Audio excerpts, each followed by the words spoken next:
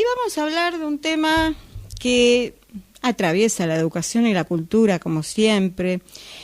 Teníamos entre nosotros siempre en estas entrevistas como persona de consulta a Ana María Cabanelas, una amiga ya de esta casa, que presidía el Centro de Administración de Derechos Reprográficos Argentinos, más conocido como CADRA, con sus siglas, y que hoy conduce Federico Pollack, con quien vamos a hablar ahora precisamente de los últimos acuerdos que CADRA está haciendo para defender, proteger los derechos de los autores argentinos y convenios con otros países para que donde circulan también obras y textos argentinos tengan su debida protección. Entre otros temas, por supuesto, y las tecnologías que nos van a invadir y los textos educativos. De todo eso con Federico vamos a hablar. Hola Federico, Laura te saluda. ¿Cómo estás? Hola Laura, buenos días.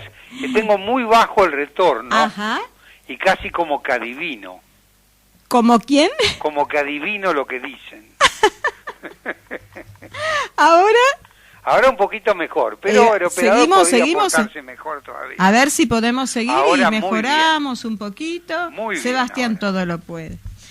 Bueno, ahora sí, entonces, no sé si escuchaste un poquito la introducción de lo que íbamos a hablar, a lo que te estabas dedicando en estos últimos tiempos al estar presidiendo, ¿no? CADRA.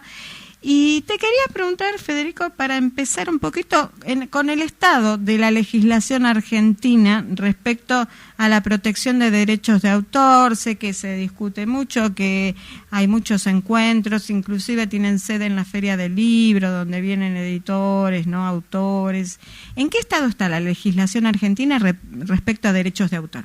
Bueno, primero hay una ley, digamos, madre, que es una ley vieja, que protege los derechos de autor, pero lo que se necesita es una legislación, digamos, muy precisa sobre las sociedades de gestión colectiva. Una de ellas es CADRA y hay muchas más, sí.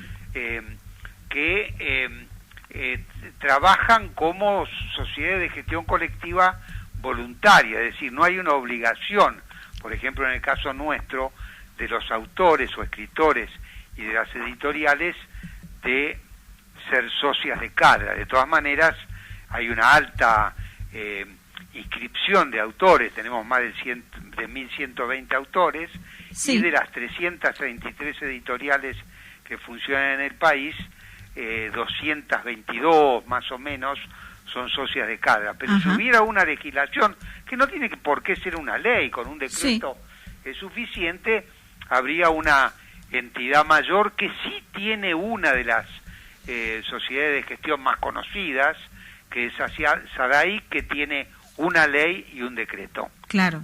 ¿Es un decreto de orden presidencial del Ejecutivo? ¿Tiene que ser? Sí, tiene que ser. Nosotros hemos estado trabajando, es decir, Ana María y toda su gente, con Magdalena Iraizos y Pasos, trabajando mucho tiempo, durante 5 años, en un proyecto de decreto que estuvo varias veces al borde de la firma presidencial.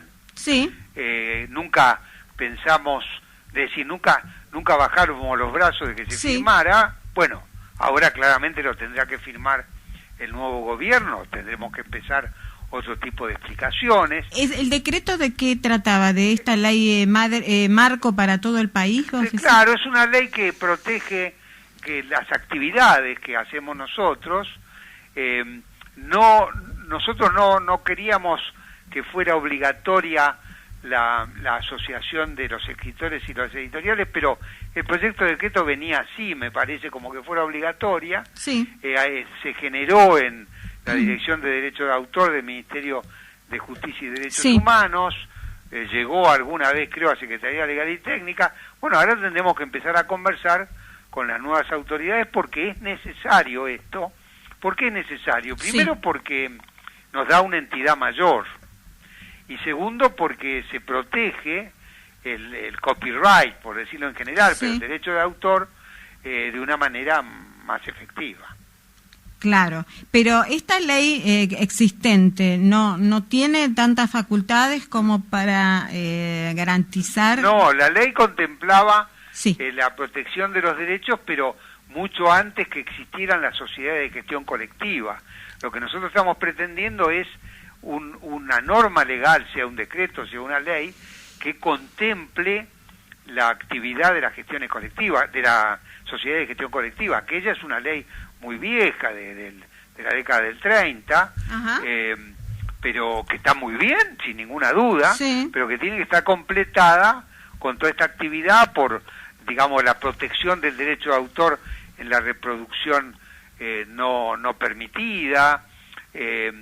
Cada vez que se utiliza el derecho de autor, sea porque se extrae una fotocopia, porque se cuelga en internet, se baja, claro, porque se baje, o por distintas circunstancias, porque se lee en la biblioteca determinado autor, por ejemplo en Inglaterra hay una ley que protege cada vez que alguien ve un libro en una biblioteca y lo registra y lo toma prestado, el autor percibe una tutela que paga el Estado. Esto, digamos... Qué increíble. No, es que como de debe bueno. ser, porque... Qué increíble no, de bueno, digo. Claro, no es increíble. Como debe ser porque no tiene por qué pagarlo a la biblioteca, que hace una gestión diferente. El Estado monitorea con un gran sistema informático cómo es el retiro de libros, y el autor está protegido, y la editorial también. Exactamente. Bueno, acá está la discusión también del código libre, ¿no es cierto?, del software libre, en estos últimos años de Internet, que dicen que tiene que democratizar, pero bueno, ¿de qué vive un autor, no? Porque un comerciante no le van a pedir que regale sus productos, ¿no? ¿Y por qué claro, a veces... democratizar, ¿no? hay que democratizar, sí.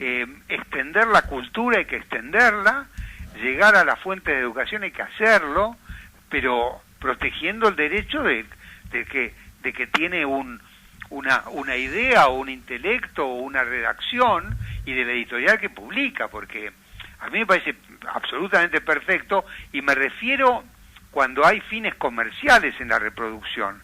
Cuando no hay fines comerciales, no, es decir, claro. si vos tenés un ministerio, un blog, por ejemplo, y en el blog sí. ponés obras de determinados autores porque te gusta, claro. ahí no cometés ninguna reproducción ilegal. Si vos leíste un artículo, yo que sé, como hago yo en el mío, sí. de Forn, que me parecen excelentes, bueno, eso está bien, porque esto es quien entra al blog y lo lee.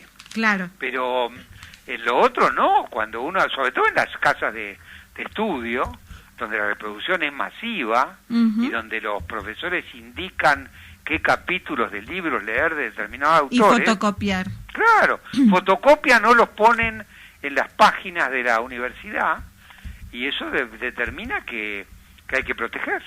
Ahora hay también acceso a los estudiantes, ¿no? A todas bibliotecas virtuales que tienen las universidades, no sé qué opinás de eso. Sí, pero la universidad, por ejemplo, yo doy un ejemplo, nosotros acabamos de sacar un libro colectivo sobre el Código Civil en la universidad en la cual yo soy decano, con una editorial que no es la propia. De Palermo, ¿no? No, yo estoy en la UNSA. A la UNSA, sí. Museo Social Argentino, sí. Nosotros sacamos ese libro con la participación de todo el cuerpo docente, con otra editorial, no con la editorial propia de la universidad, sí. Y eso lo pusimos a disposición de todo el cuerpo de estudiantes y de todo el cuerpo docente de una manera gratis, pero eso fue un acto volitivo de los autores que colaboraban en eso, claro. Para hacerlo, es decir, allí no estamos transgrediendo ninguna norma legal. Claro, entiendo. O sea que tiene que ser con acuerdo, como también ahora para sacar, digamos, alguna colección también se habla con los familiares de los autores fallecidos, ¿no es cierto? Porque claro. Tampoco se pueden hacer uso, ¿no? Y algunos, de esas obras. No quiero hacer nombres, pero algunos familiares de autores fallecidos están riquísimos. Claro. Hijos, porque los autores fallecidos fueron grandes escritores, claro, por supuesto. Claro, y ellos siguen viviendo de está sus muy bien. derechos. Este es un tema que algún día tendríamos que discutir, Claro. si todavía son 70 años, si tendría que ser menos. Digamos, este es un tema en discusión, uno admite que hay temas en discusión.